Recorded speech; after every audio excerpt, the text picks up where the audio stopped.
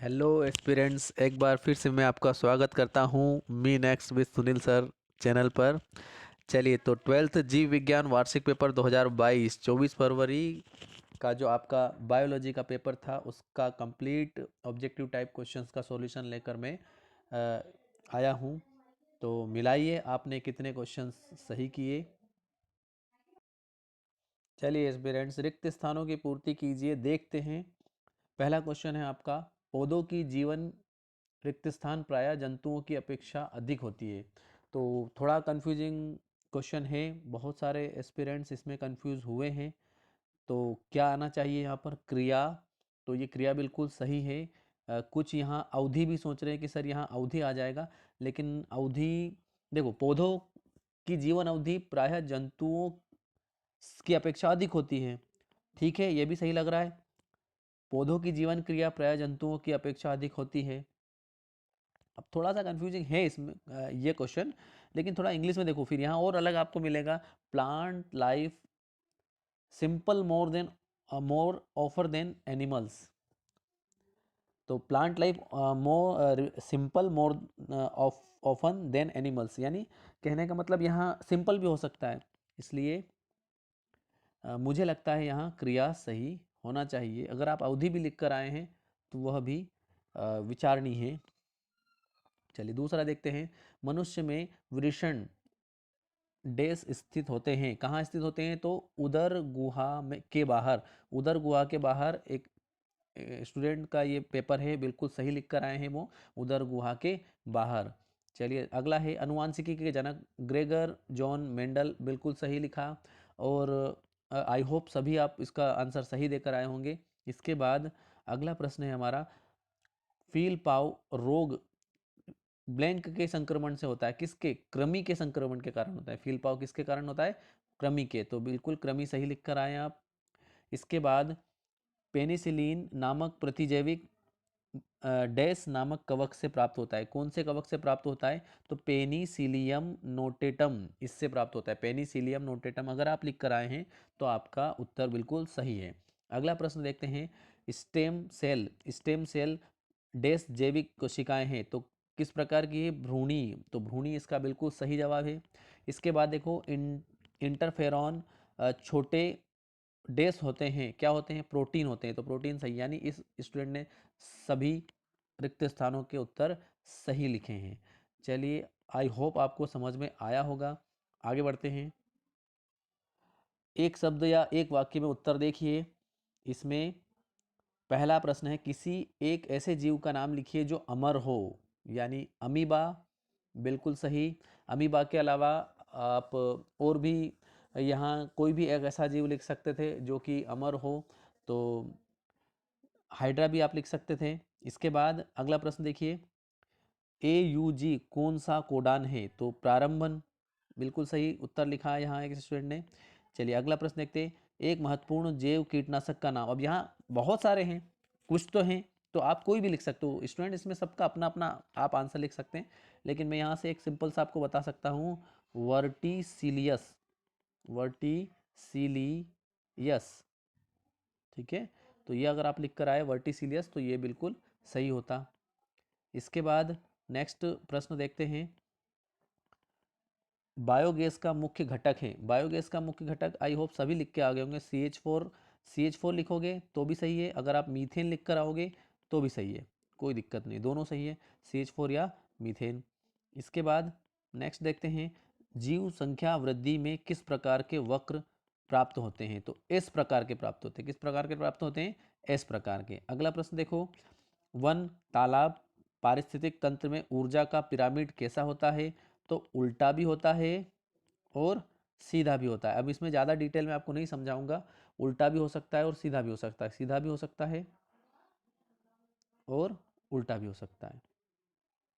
ठीक है, तो चलिए आगे बढ़ते हैं। जैसे मान लीजिए घास है, ये हिरण है, ये शेर है। तो घास ज़्यादा होता है, हिरण थोड़ी और कम होती है और शेर और कम होता है, तो ये सीधा पिरामिड हो गया। इसी प्रकार से आप उल्टा भी बना सकते हो। ठीक है, तो ये उल्टा सीधा दोनों प्रकार से होता है। नेक्स्ट देखते हैं। ऊर्जा प्रवाह के प्रत्येक स्तर पर एक मिनट, देखते हैं, ऊर्जा प्रवाह के प्रत्येक स्तर पर कितने प्रतिशत ऊर्जा का ह्रास होता है?